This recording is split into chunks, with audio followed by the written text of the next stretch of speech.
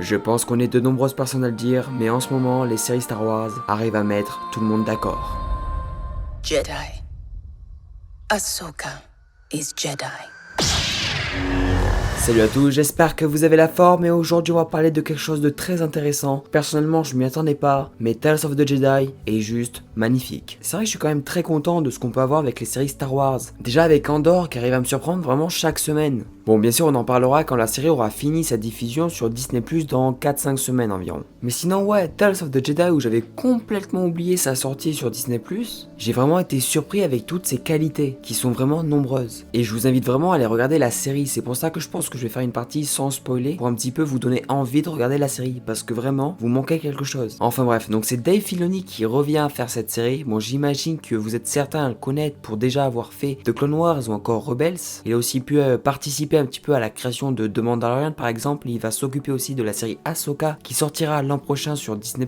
Mais sinon oui il revient pour faire cette série et on ressent vraiment tout son amour en fait pour l'univers de Star Wars. D'ailleurs je compare un petit peu cette mini-série à la dernière saison de The Clone Wars que j'avais vraiment adoré. Il y a beaucoup d'émotions mais le problème c'est que le temps passe beaucoup trop vite. Et oui c'est un petit peu le gros point nord de cette série, c'est que c'est beaucoup trop court. Les épisodes durent entre 10 et 15 minutes. On est tellement accroché qu'on aimerait que ça dure beaucoup plus longtemps, c'est vraiment dommage. Mais sinon on va dire que la série est divisée en deux parties. On a d'un côté le développement du personnage du comte Dooku avant qu'il devienne un Senior Sith comme on le connaît dans l'épisode 2 de Star Wars. Là on le voit dans son passé quand il était encore un Jedi. Et personnellement je pense que c'est vraiment l'arc qui m'a le plus plu. Parce que c'est vrai que quand on voit le personnage pour la première fois, c'est vrai qu'on sait pas trop ses motivations, on voit que c'est un méchant mais sans plus. Et pareil pour The Clone Wars, on voit déjà en tant que méchant mais il n'y a pas non plus vraiment un grand développement avec ce personnage. Alors que dans Tales of the Jedi, il y a vraiment une remise en question et un développement sur le personnage qui sont vraiment intéressants à regarder. Avec Dooku qui est un Jedi vraiment respecté, très puissant, qui veut vraiment faire le bien. Il se sent trahi par le code Jedi, ou encore avec une république complètement corrompue, il veut avant tout aider le peuple et non ses représentants. Donc c'est vraiment un grand développement qui m'a vraiment intéressé. Avec aussi tous ces clins d'œil et ces grands retours de personnages comme Qui-Gon Jinn. Avec des rapprochements à l'épisode 1, ça fait toujours plaisir de voir tout ça et aussi un petit peu de nous repérer dans la timeline de Star Wars. Sans oublier la musique qui accompagne parfaitement certaines scènes. Ou par moments je trouve que ça fait vraiment augmenter la tension, c'est vraiment impressionnant, je la trouvais vraiment magnifique. D'ailleurs si je me trompe pas, je crois que c'est le compositeur des différentes séries animées qui revient faire la musique. Et vraiment il a fait un travail remarquable. Et aussi la réalisation qui est vraiment parfaite, que ça soit les différents plans, la colorimétrie ou encore l'animation, c'est vraiment magnifique. Et d'ailleurs c'est comme ça pour toute la série, donc c'est pour ça qu'on va un petit peu maintenant parler de l'autre partie, c'est celle sur le personnage d'Ahsoka Tano, qui est tout aussi bien, même si je pense que j'ai quand même une légère préférence sur la partie de Dooku, qui m'a quand même un peu plus surpris, parce que c'est vrai que quand même le personnage d'Ahsoka Tano, on le suit maintenant depuis 2008, alors j'ai été vraiment très heureux de la revoir, vraiment je suis quand même très nostalgique et j'adore ce personnage, mais c'est vrai que quand même je m'attendais à beaucoup plus de surprises, comme par exemple le premier épisode, certes il reste quand même très bien, très beau et vraiment contemplatif, mais je m'attendais quand même à plus de surprises sur le début du personnage de Ahsoka Tano. Et c'est un petit peu tout ce que j'ai ressenti dans l'arc de ce personnage. Certes, encore une fois, c'est vraiment très beau, vraiment j'ai adoré visuellement, et l'accompagnement de la musique ou encore le thème d'Ahsoka qui donne toujours autant de frissons.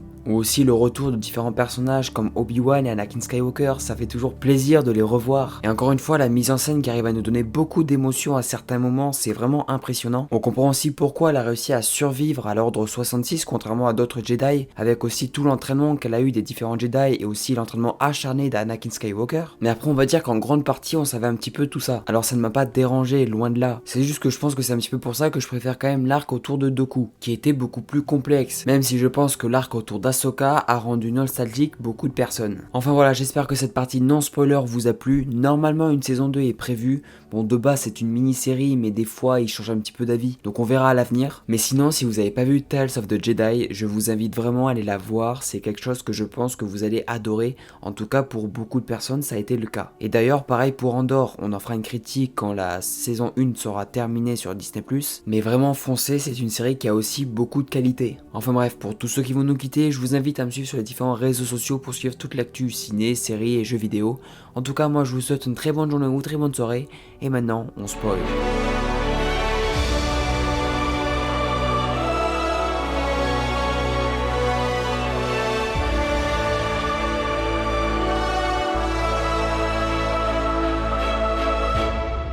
Je le redis encore une fois, mais ouais, c'est vraiment incroyable ce qu'ils ont réussi à faire. Quel plaisir de voir tous ces personnages, c'est vraiment magnifique sur tous les points. Pour revenir sur la partie de Dooku, j'ai vraiment adoré le développement de ce personnage, de voir un petit peu une nouvelle facette du personnage, c'était vraiment intéressant de voir tout ça. Déjà quand on commence l'arc de Dooku, quand il va devoir aller chercher, aller libérer le fils du chancelier, j'ai vraiment adoré cet épisode, vraiment toute cette atmosphère lugubre, on voit vraiment que ce village est complètement à l'abandon, et la remise en question du personnage sur pourquoi, pour qui il se bat, quand il remarque un petit peu toute cette corruption autour de la République, et bien sûr cette mise en scène dans ce combat, vraiment quand il pète les plombs, j'ai vraiment adoré quand c'est un petit peu son padawan, Qui-Gon Jinn à l'époque, qui commence un petit peu à le remettre sur la voie de la raison, j'ai vraiment adoré toutes ces différentes scènes. Et aussi l'épisode suivant où il va vraiment remettre en cause un petit peu le code Jedi et poser beaucoup de questions aussi à Mace Windu qui vraiment suit le code Jedi à la lettre, ce qui l'énerve de plus en plus d'ailleurs. Et plus on avance, plus on sent le personnage divisé, surtout aussi avec la discussion qu'il a avec le prisonnier. Il veut changer les choses, mais il se rend compte que peut-être c'est pas en tant que Jedi qu'il arrivera à le faire. Et c'est là où on va se retrouver à la fin de son arc, qui est peut-être l'épisode que j'aime le plus. Avec certaines scènes qui va faire des rapprochements avec The Clone Wars ou encore l'épisode 2 de Star Wars, avec la mort du Jedi Sif Odias ou encore la préparation de l'armée des clones, la disparition de la planète Kamino dans les archives du temple. On comprend ça fait quand même quelques temps qu'il a changé de camp, il est quand même déchiré par ses différentes actions et aussi attristé par la mort de son ancien padawan Qui-Gon Jinn, mais croit vraiment en ses convictions. Mais malheureusement, le Jedi Yaddle va voir qu'il y a un problème et va aussi essayer de raisonner son ami pour revenir en arrière. Je dis son ami parce qu'elle aurait pu aussi tout simplement dénoncer Dooku. Je le compare un petit peu à Anakin Obi-Wan qui croyait en l'autre. Elle a voulu l'aider, le remettre sur le droit chemin et malheureusement ça ne s'est pas passé comme prévu.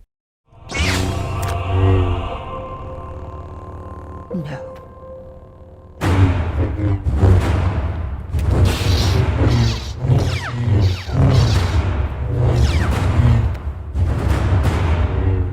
C'est vraiment une scène qui m'a vraiment impressionné et j'ai vraiment tout aimé dans cette scène. En arrière-plan avec Darth Sidious qui est toujours autant manipulateur et Dooku qui est vraiment déchiré, on ressent vraiment qu'il est un petit peu perdu, il hésite beaucoup, mais qu'il sait comment ça va se finir, il a un objectif à atteindre. Et le personnage Yaddle qui va garder espoir jusqu'au bout. Et personnellement, je ne pensais pas ressentir autant de tristesse après le décès de ce personnage. Et on comprend mieux aussi pourquoi il n'apparaît plus après l'épisode 1 de Star Wars. Mais ils ont vraiment été quand même très forts, on a réussi à s'attacher à Yaddle vraiment rapidement. Et puis même, je trouve que ce combat est vraiment parfait. Quand on voit Dooku qui va enfermer la porte sur Yaddle, on ressent quand même qu'il a quand même des remords. Mais l'enchaînement de la musique et quand Yaddle va réouvrir la porte, la lumière, l'espoir qui renaît, c'est vraiment magnifique. Qui va tout d'un coup disparaître quand la porte va se refermer. On ressent vraiment toute l'obscurité qui revient. Pour finir avec l'exécution de Dooku, j'ai vraiment trouvé ce combat magnifique. Ça a été vraiment un épisode parfait, j'ai vraiment adoré. Et c'est pour ça que je trouve que toute cette série est vraiment incroyable. Et c'est pareil avec l'arc d'Ahsoka, j'ai vraiment adoré, surtout l'épisode aussi où on a ces différentes transitions avec l'évolution d'Ahsoka sur l'entraînement acharné d'Anakin pour après rattacher avec la fin de Clone Wars. C'est vraiment un épisode que j'ai adoré. Je le mettrai pas au même niveau que l'épisode final de Dooku parce que malheureusement je l'ai trouvé vraiment trop court, mais vraiment ça a été exceptionnel. Il n'y a pas non plus énormément d'informations sur cet épisode, mais j'ai vraiment trouvé cette mise en scène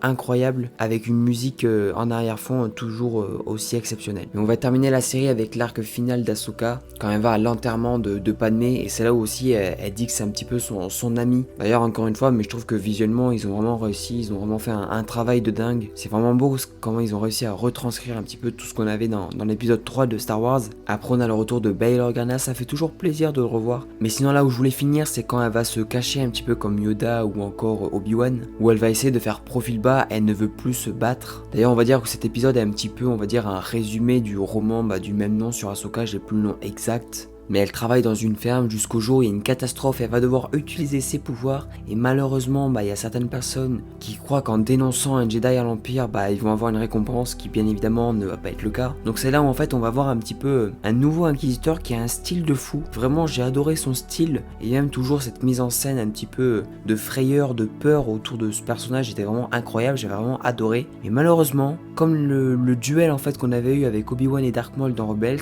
et là le duel dure 2 secondes et on ne sait pas du tout qui est derrière le masque. Pourtant on remarque que l'inquisiteur reconnaît Ahsoka Tano, donc bon je trouve ça un petit peu dommage qu'on peut pas savoir qui est derrière le masque, je trouve ça un petit peu bizarre. Mais donc ouais, comme le duel dans Rebels avec Obi-Wan et Darth Maul, j'ai quand même ressenti ce grand manque, que le combat était trop rapide. Bon après d'un côté, Ahsoka, elle a combattu Darth Maul dans The Clone Wars et beaucoup d'autres personnes, elle a été entraînée par un Anakin Skywalker et plein d'autres Jedi comme Yoda et Obi-Wan. Bon c'est quand même un peu compréhensible, mais bon voilà, c'était juste un petit peu trop court. Et c'est un petit peu en fait la seule remarque que je pourrais faire quand même à la série en général, c'est que c'est quand même trop court. C'est tellement bien fait en fait dans son développement d'histoire, sur les différents personnages qu'on peut y avoir, qu'en fait on est un petit peu déçu à la fin de pas avoir plus de choses. Il y avait un gros potentiel qu'ils ont réussi à bien faire. Réalisation, la musique, tout est bien fait, mais c'est trop court et c'est un petit peu dommage. Et après, c'est pour ça aussi quand même que je vais vous conseiller de voir quand même cette série, parce que ça va pas vous prendre énormément de temps de tout voir. Il y a que 6 épisodes, ça va être quand même assez rapide de tout regarder. Donc voilà, personnellement, moi j'ai vraiment pris une claque, je vous conseille vraiment, foncez, voilà, regardez cette série, vous allez vraiment adorer. Je pense que la plupart des gens l'ont adoré, ça a été mon cas, j'ai vu personne en fait raconter des choses négatives dessus, donc je pense que vous n'allez pas perdre votre temps. En tout cas pour moi ça a été un grand coup de cœur et j'espère que ça sera pareil pour vous.